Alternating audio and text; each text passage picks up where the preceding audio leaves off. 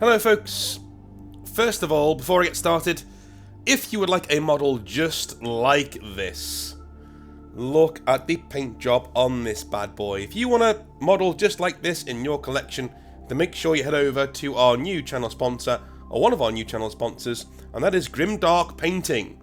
His doobly-doo will be in the description down below. Make sure you go over there and you look for him, you search for him. He is on the website over there, I think it's grimdarkpainting.com. Head on over there to get yourself a quote, and you yourself could get a paint job on some of your models that look something like this. Well, in terms of quality, unless you are doing the Void Talons like I am, then congratulations, you man of culture with a superlative taste in models.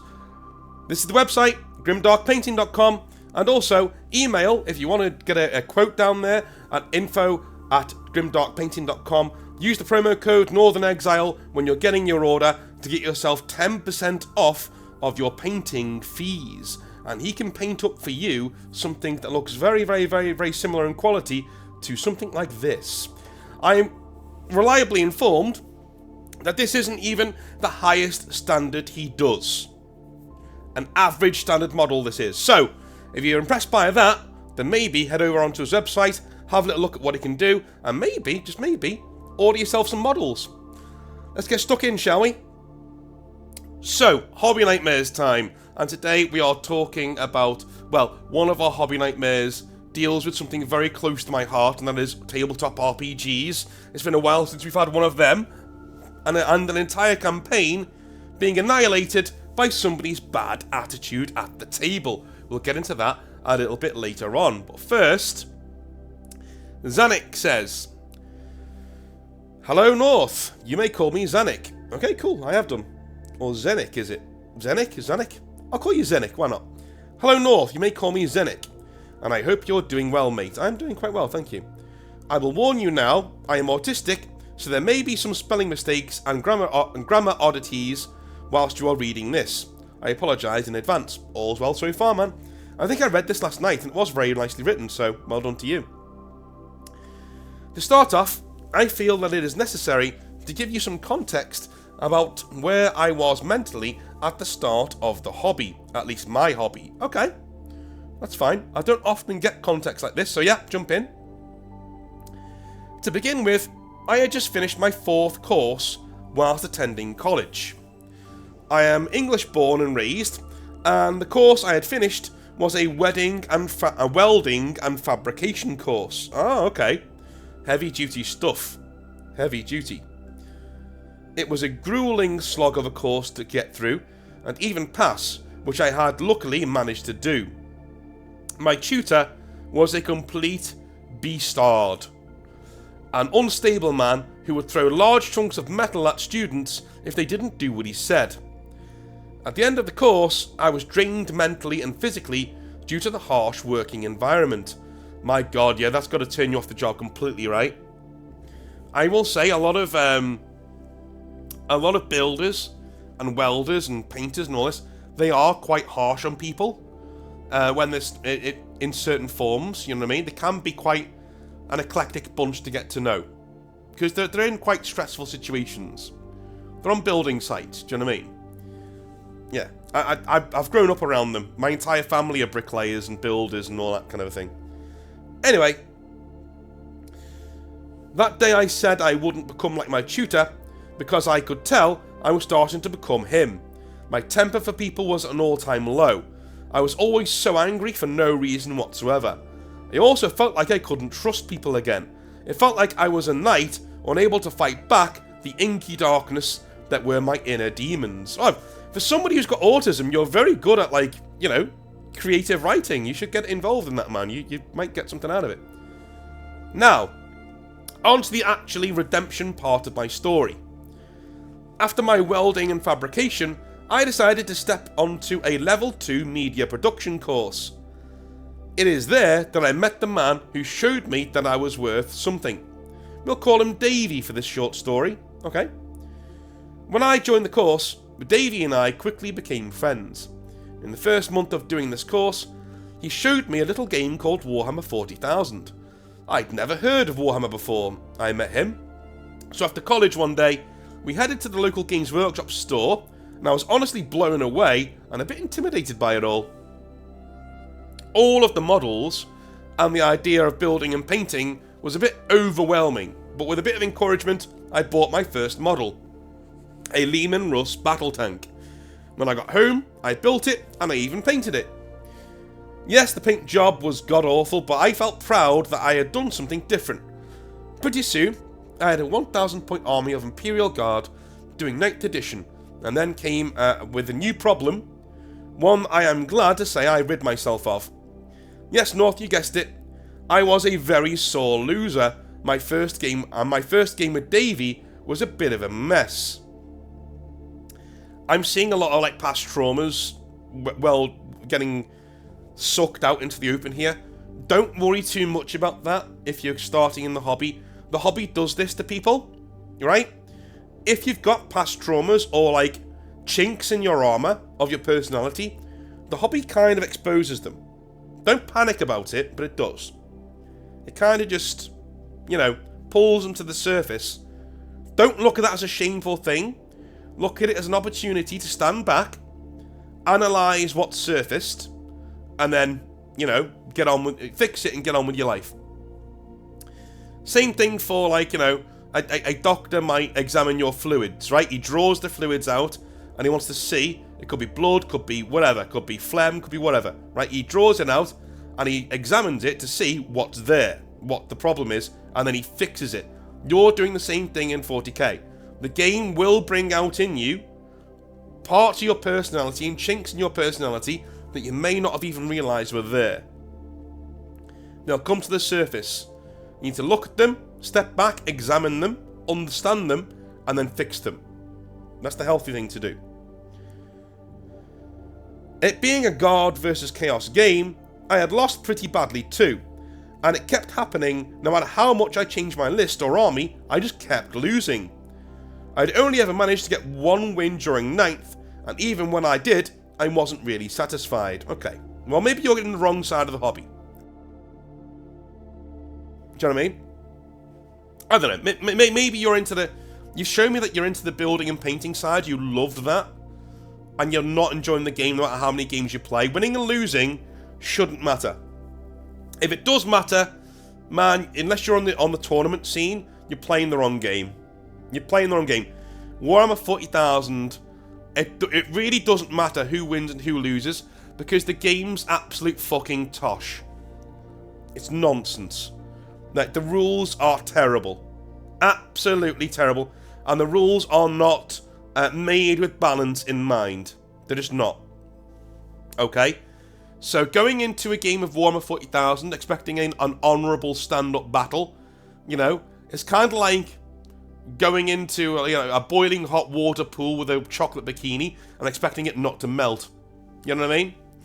It's going to happen. I don't know where I got that from, but yeah, it's going to happen. Yeah, you're onto it. You're hiding to nothing. You got to understand what you're getting into.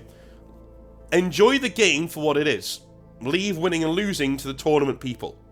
And if you want to do that, then go play in tournaments. But leave winning and losing isn't important, because the game itself is nonsense. Right? Winning and losing matters more in one-page rules. Do you know why? The rules aren't nonsense. The rules are very easy to learn and are very skill-based. So winning and losing matters. Doesn't in 40k though. Rules are nonsense. Moving on. Alright. Each time I lost, I slowly became numb to it, and it wasn't until I started collecting orcs and dark angels that I started to have fun.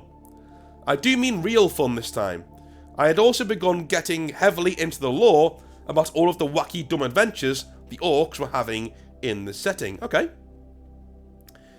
When Davey and I had another game, I decided to just turn my brain off and let the orcs have a turn at the wheel. When I did, I smashed them off the table and had a lot of fun doing so. To this day, I still play with Davey, and I've also gained good friends and people who I can call mates. We even had a D&D group together, and now I am much happier than I was. Mind you, the entire story has been going on for 4 years, since the start of 2020, and I've never really looked back. So, a bit of advice for people who are struggling. Hang in there and keep going until you find your group of lads or lasses. Things always get better when you do. You need to be patient. Now, for you, North, have a good one and have a cuppa on me. Thanks. Okay, it's kind of true what you said. It is kind of true. But the thing is, you need to realise what section of the hobby you're actually getting the most out of, and there's no shame in admitting, listen, you know what? The gaming side of the hobby, I'm not really getting much out of that, so I'm going to step aside. That's me, right? Look at the YouTube channel I have. But that's me. I don't really enjoy 40k as a game. I think since 9th edition, maybe the end of 8th. Actually, no, let's go back to 7th. Since 7th, it's been a shit show. Whole thing's been a shit show since 7th, right? In different ways. You know, I think a lot of the people who say they love 7th, as it was, with formations and stuff, are just nostalgic for not having 8th. You know what I mean? They just don't like the way that the game's gone since. And, you know, are nostalgic for anything else apart from what we've actually got. I think that's what they're going into. Do you know what I mean? So, I think the whole game's been an absolute shocker for a long time. And I think if you are going into the game expecting fairness and expecting a high quality standard game, you know, in the flagship product of our entire hobby, you're not going to get it. You need to realise what you're getting into, essentially. And you need to realise that sometimes admitting you don't like something, or you don't like one facet of something, is fine. It means you're cutting out what you don't like and you're starting to partake in what you do. This is why with video games, you know, if you're playing a single player game and you cheat, like I've got a mate who plays a game called Football Manager, right? And so do I love Football Manager. But he regularly cheats. He gives himself loads of money to spend on players and things like that. So he cheats. But and he doesn't tell me how he does in games, because he thinks, oh, you don't want to know because I cheat, you know? I'm like, yeah, but I don't care, man. Like, tell me some of the fun stories you've had in Football Manager. I don't care. It's a single-player game. You're not hurting anybody by cheating and having fun and switching your brain off. When you've got a stressful job and you come home, maybe you don't want to have a headache again. When you know what I mean? Like when you get home, maybe you want to just chill. Once you find out the facet of the thing that you like, do that. Life's too stressful as it is to waste time being try-hard, even in your own hobbies. Alright? Always have standards, always push yourself, don't get me wrong, always try to accrue new skills, but realise, you know, when to take the foot off the gas and say, do you know what, I just want to have a bit of fun here. There's nothing wrong with that, and in fact, it's a very, very, very healthy thing to do, alright? So, what you should have done here is literally gone and done building and painting for a bit, and then gone and find out what armor you wanted to do. And I think around about, that's what you did in the end. But it could have been a lot more painless if you'd have gone about it the proper way. Do you know what I mean? Anyway, well done to you for finding what works. Also, one thing, you seem to have had a better time when you were winning there. That is an attitude I would get out of your head straight away. I noticed that in your story, is that you started winning, and when you started winning, that the language of the hobby nightmare perked up into happiness again. Get that out your head, son. Get it out. You don't want that. That's not a good mindset to be in a dice game, because sometimes the dice will go against you. You don't want to be dreading your next game of 40k just in case you might lose. It's a bad headspace to be in. Step back, realise what the game is, as in a load of fucking nonsense. Realise that all of your wins and losses had very little to do with you. It's true. It's true. Look what you just told me there. You acted like an orc, ran forwards, and wiped them off the face of the earth. Fine. You had nothing to do with that. You let the orcs do their thing. Winning or losing is not a personal judgment on your skill level in 40k unless you're at a tournament. And even then, the dice can have more to do with you being good or bad at the game than you do. So, you know, take it with a pinch of salt. You know, just keep a level head, be stoic, keep a level head, and you'll have a lot more fun in this hobby, I'm telling you, right? Okay, moving on. DM Carl says, Dungeon Master Carl says, hey North. Hey Carl. This is a bit of a crazy one to type, as it only happened a few weeks ago. I am the only wargamer in my group though, and all the names are changed. Okay. I guess what you're saying there is nobody's going to be reading this, so don't worry. Okay, fine. One of my other big passions away from Warhammer Fantasy battles is role-playing. Mainly Vampire the Masquerade, and this story covers one of those campaigns. Something that comes up a lot with Vampire the Masquerade is at the state of the current player base. You know what I mean. Miscreant people and perverts acting out weird fantasies about being vampires. Yeah, yes. It's one of the reasons I don't play it anymore, yes. This is North speaking now. It is one of the reasons why I backed away from it after a while. It just, you know, there were too many people out there, dude, who wanted to immobilize NPCs and then touch them in weird places. Do you know what I mean? Just because the game says you're a monster, it doesn't mean you know what I mean? It's a place for you to act out your most vilest, weird, borderline illegal fantasies. Do you know what I mean? That's not what a role-playing game is for. It genuinely isn't.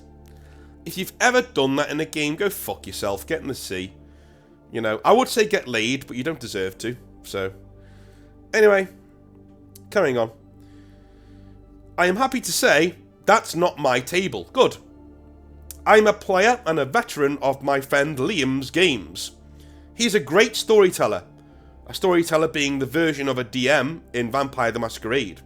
And always works to keep his games adult, but with a capital A.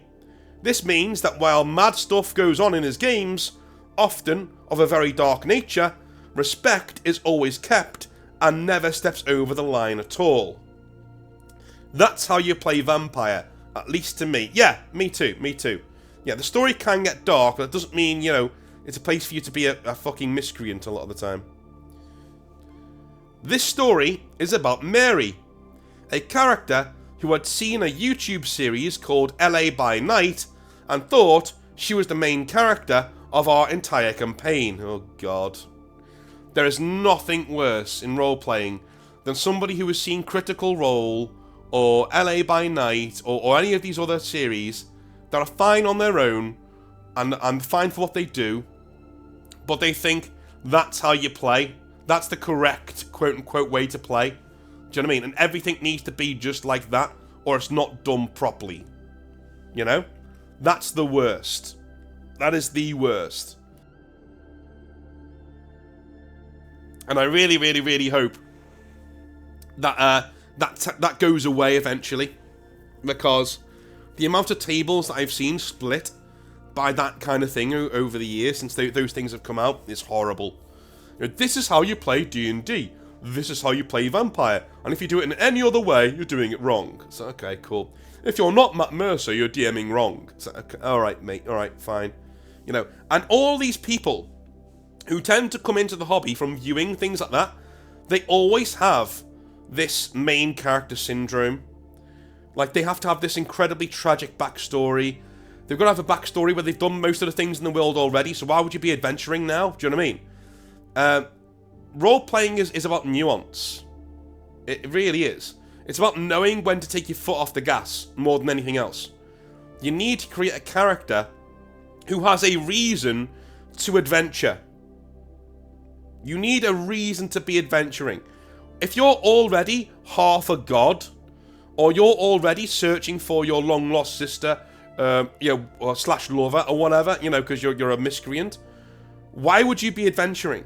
If you're a lone wolf who's not interested in anybody else, why would you go adventuring with a party? Right? At the end of the day, the game is sacrosanct. If you want to make a character in that game, make a character for that game. But don't consider yourself the main character. It's a bullshit, nasty thing to do. Such narcissism, man. Of the highest order. Anyway. Mary is truly one of the most insufferable players I have ever come across. She joined our table through Liam himself, and so he felt a responsibility not only for trying to make things work with her when they went off the rails, and for the eventual breakdown of everything thanks to Mary generally being a menace and a nuisance. Okay, so he's invited her in, so he feels responsible, and he's the DM. Okay, this is going to go down well.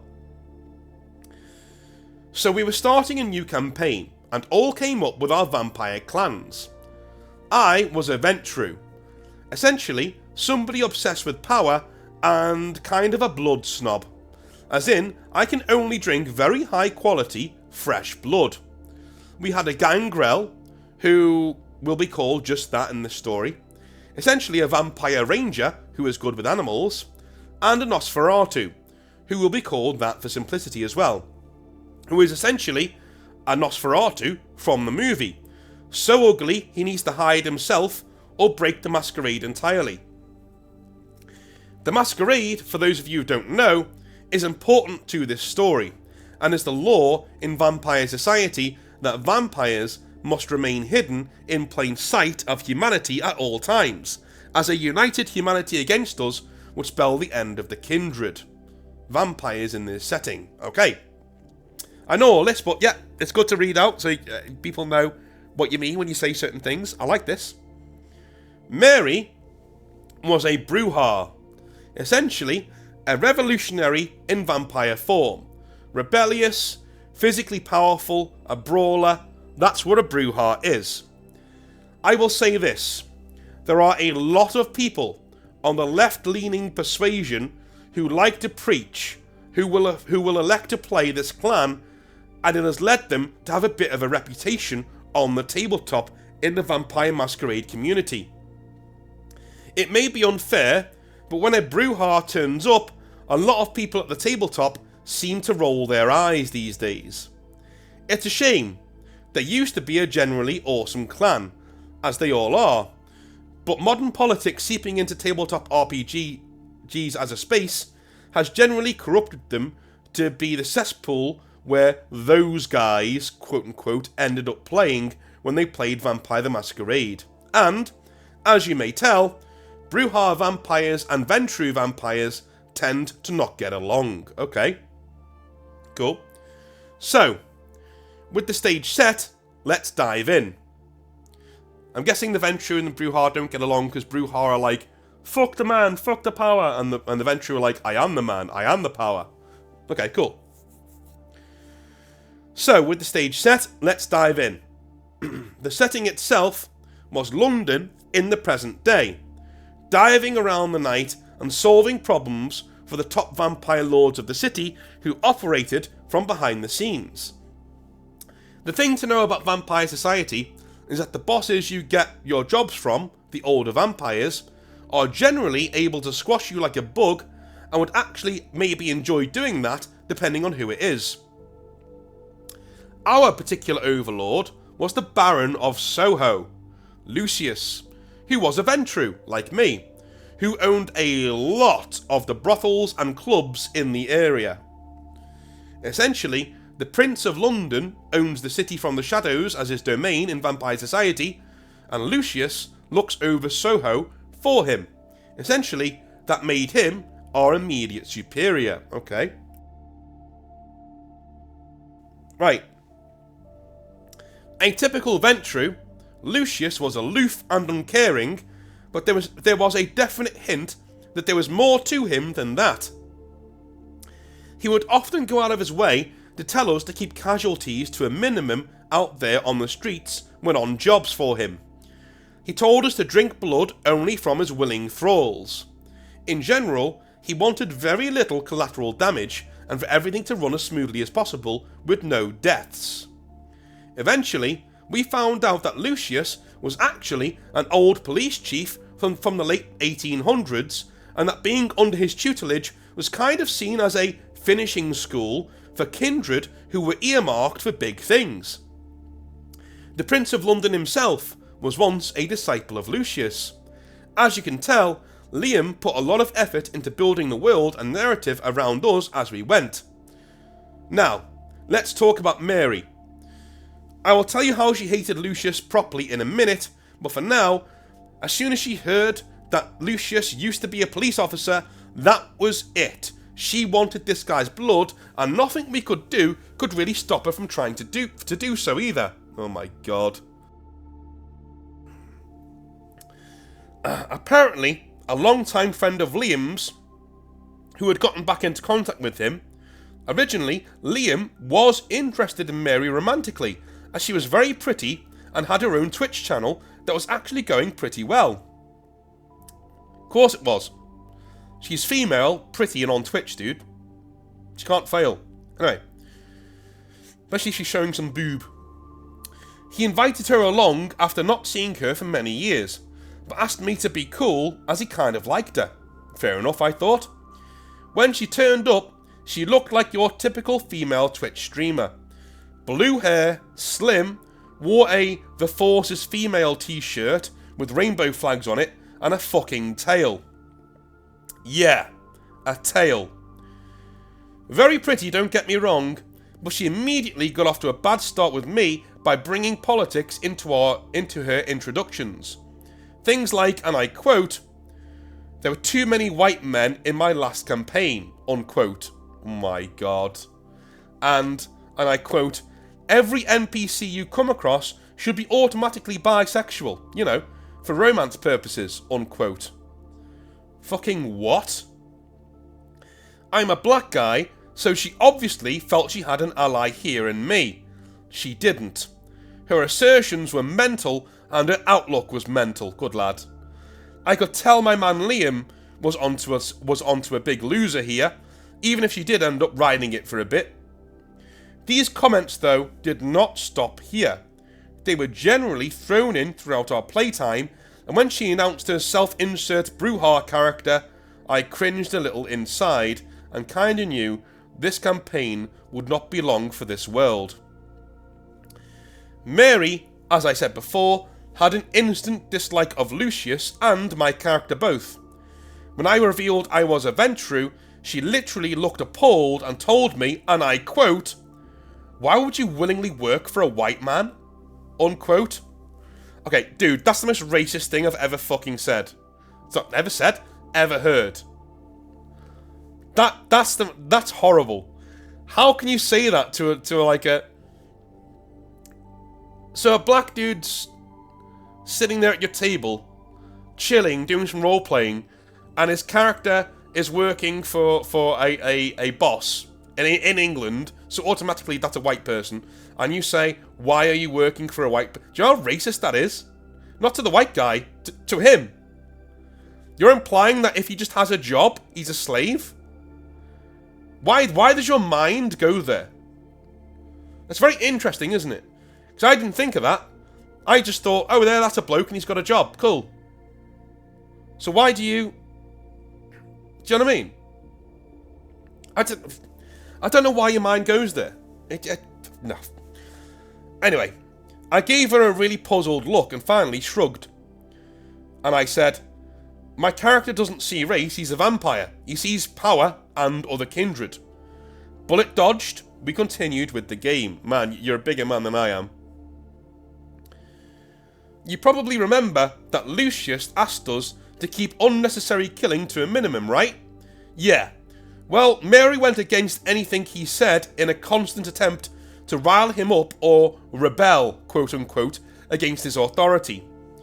The weird thing is, she did so by killing defenseless people on the street during missions, or going out of her way to pick on the small guy in an attempt to smear his name. Wow. She did this once by setting fire to his shoe shop with a family inside and attempting to bar the door to them, attempting to bar the door to them getting out.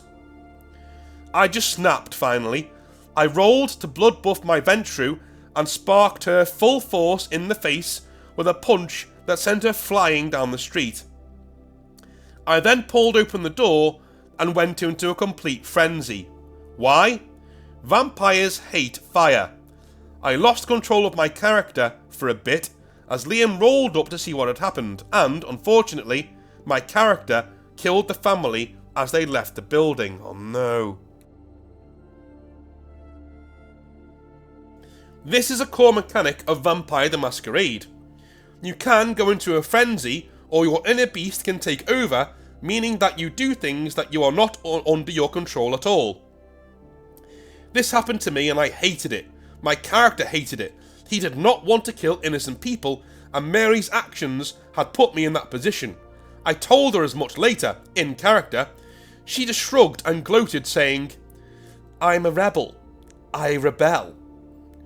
She really used that line, that lame line from Rogue One. Infuriating. Our Nosferatu chuckled and said, out of character, "When you think about it though," and I quote, "When you think about it though, it's a good satire at the far left, isn't it?" Unquote. "What?" Mary said. Nosferatu shrugged. "Well, you profess to be victims and protecting victims, but you end up doing the most harm to them because you're a sociopath. It's really good character building if that's what you're going for." Oh my god, this guy is just, oh, that's gonna cut deep. Oh, that is a twisted knife right there.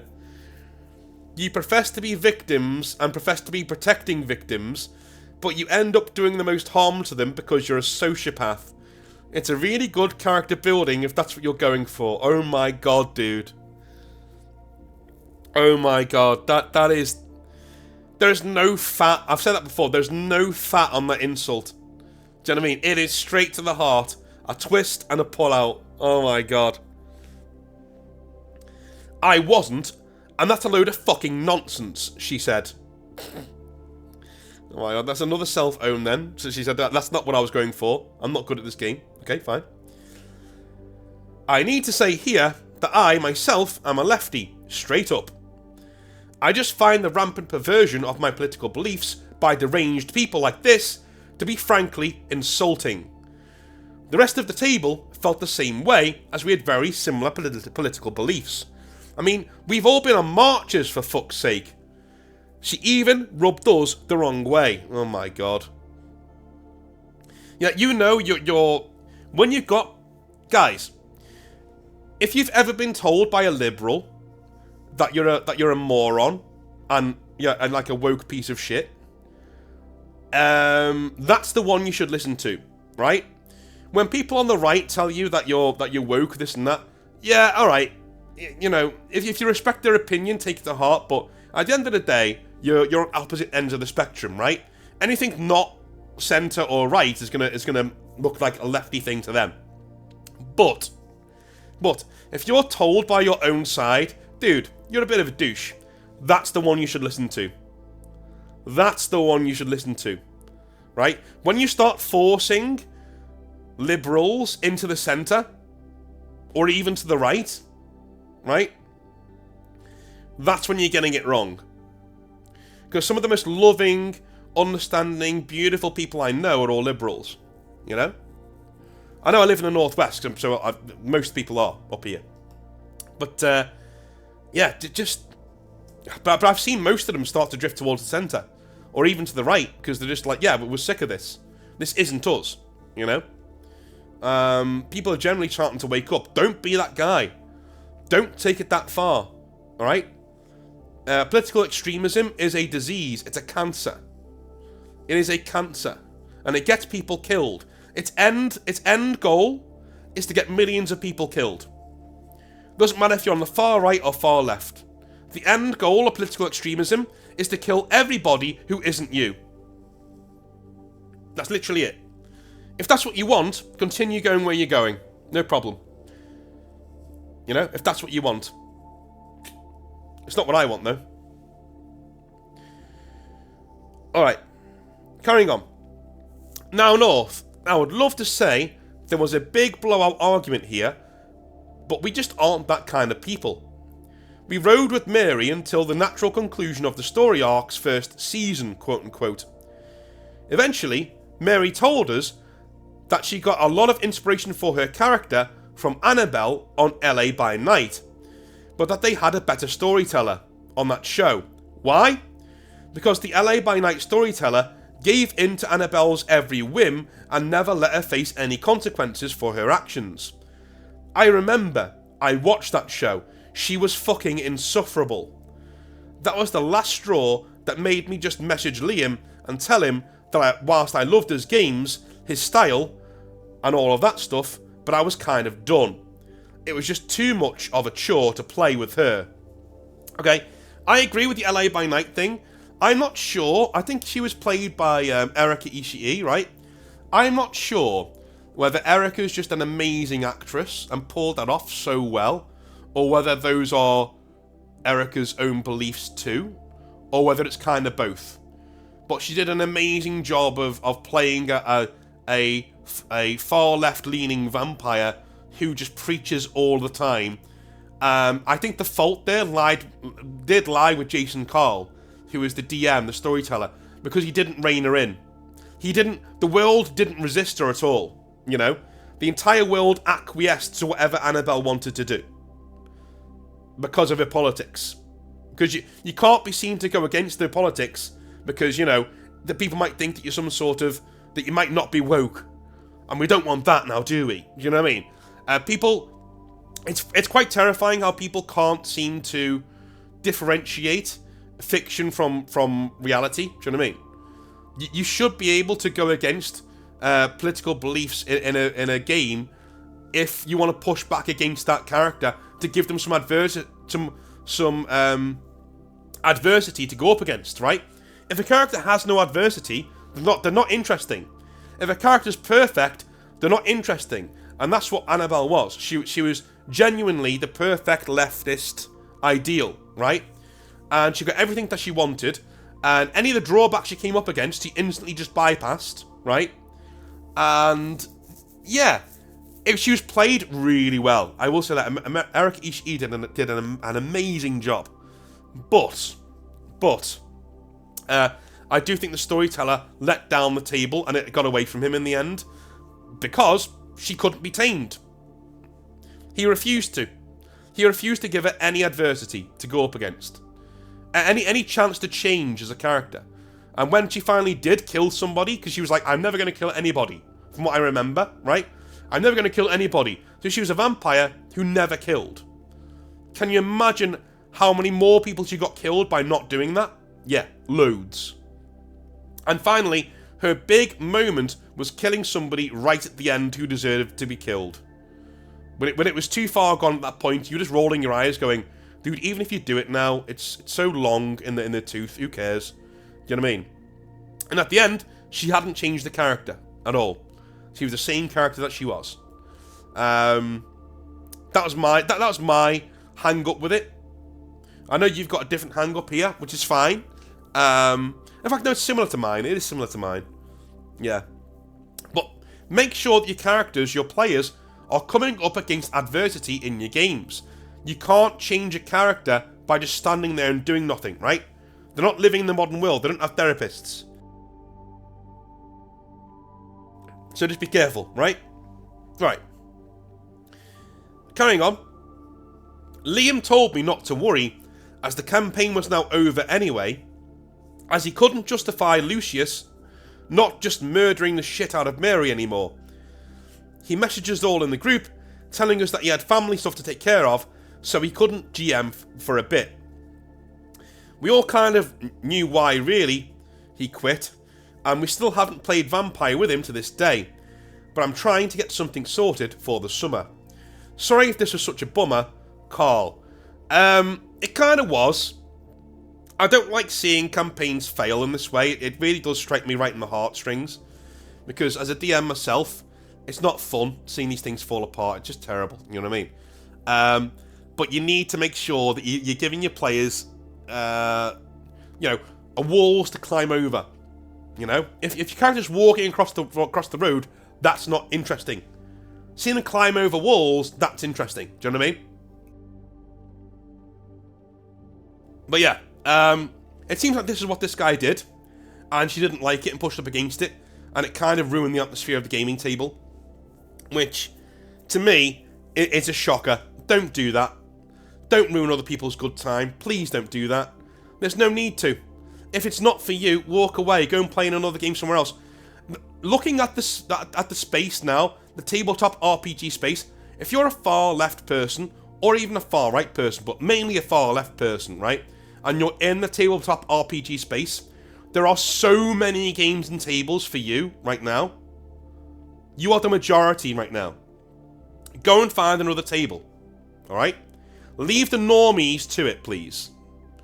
Or, if you're joining our table, leave your politics outside and just have some fun with us for a bit. You know? That's all. That's all we ask. That is all we ask. And also, I hope, when you come to your senses, when you're a bit older, or when you've had a bit of therapy, or you've lived a bit of a life, and left the basement, and you've come back to your senses, and you're not a political extremist anymore, I hope you can look back at this time in your life and realise that maybe this is something you had to go through to get to being a more self-actualised person who knows what life is in general. Do you know what I mean? Maybe that's what you needed. I've known several people on both sides of the fence who've been quite extreme, who have then come into the centre. You know what I mean? You know, still a lefty or a righty, but in the centre. And yeah, it's much better to be there, to listen to the other side and have nice conversations with people. That's the best thing to do. The best way to go about it. Do you know what I mean? Anyway, I love you a long time. Hopefully, you don't get your games ruined by anything like this. That would suck. I will speak to you over the weekend. We're going to do another Q&A live stream, so I'll see you then. Have a wonderful rest of your day, and have a good one. Bye now.